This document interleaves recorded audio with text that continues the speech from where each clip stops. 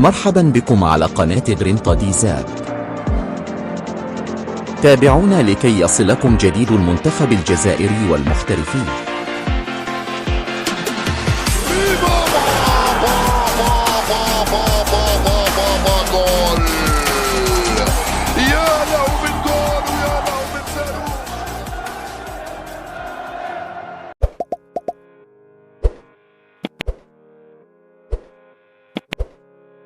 يستعد المنتخب الجزائري لخوض غمار تصفيات كأس العالم 2026 بعد أن كشف الاتحاد الإفريقي لكرة القدم كاف الجمعة عن نظام التصفيات وموعد إجراء القرعة، فضلاً عن رزنامة التصفيات في وقت يبحث فيه محارب الصحراء عن العودة للمشاركة في كأس العالم بعد غيابه عن آخر نسختين عام 2018 بروسيا و2022 بقطر.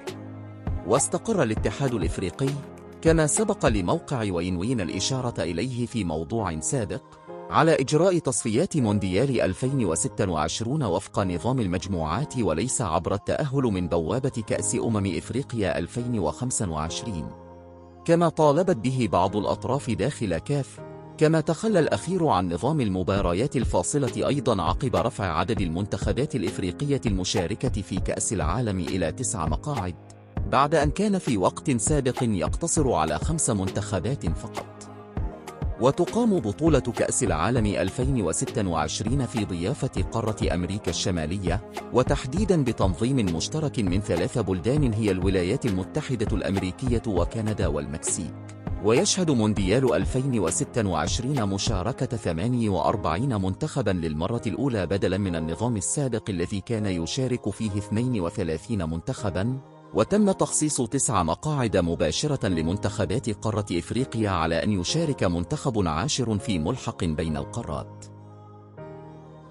وحدد الاتحاد الإفريقي لكرة القدم نظام التصفيات وموعد إجراء القرعة والرزنامة عبر بيان رسمي له اليوم الجمعة، وتجرى عملية القرعة يوم 12 يوليو تموز المقبل في دولة بنين لتحديد متأهل 10 سيعبر إلى المونديال عبر ملحق دولي آخر.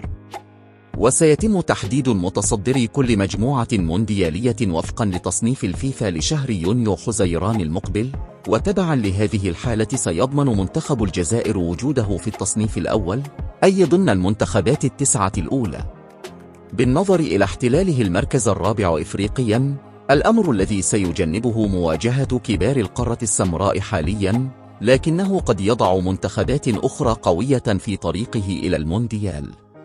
ويضم التصنيف الأول للمنتخبات كل من المغرب والسنغال وتونس والجزائر ومصر ونيجيريا والكاميرون وكوت ديفوار وبوركينا فاسو حسب تصنيف الفيفا لشهر أبريل الماضي.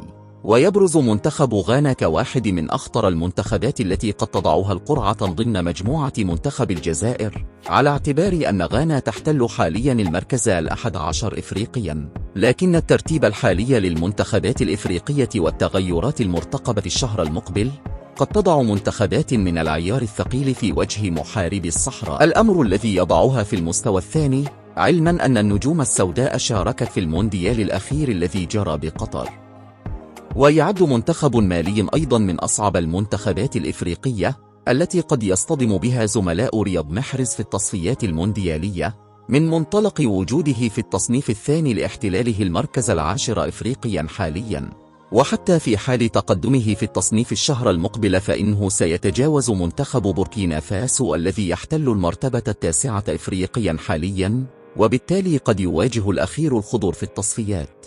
وعانى المنتخب الجزائري في كل مرة يواجه فيها منتخب بوركينا فاسو في تصفيات كأس العالم، كما حدث عام 2013 عندما واجهه في فاصلة مونديالية مزدوجة على طريق التأهل لكأس العالم بالبرازيل. وتواجه المنتخبان مرة أخرى في الدور الثاني من تصفيات مونديال قطر 2022، حيث تعادلا في كلتا المواجهتين بواقع هدف لمثله ذهابا في المغرب وهدفين لمثلهما إيابا في الجزائر، ما سمح للخضر بتصدر مجموعتهم في التصفيات بصعوبة والتأهل إلى المباراة الفاصلة أمام الكاميرون الذي نجح في تجاوز عقبة محاربي الصحراء.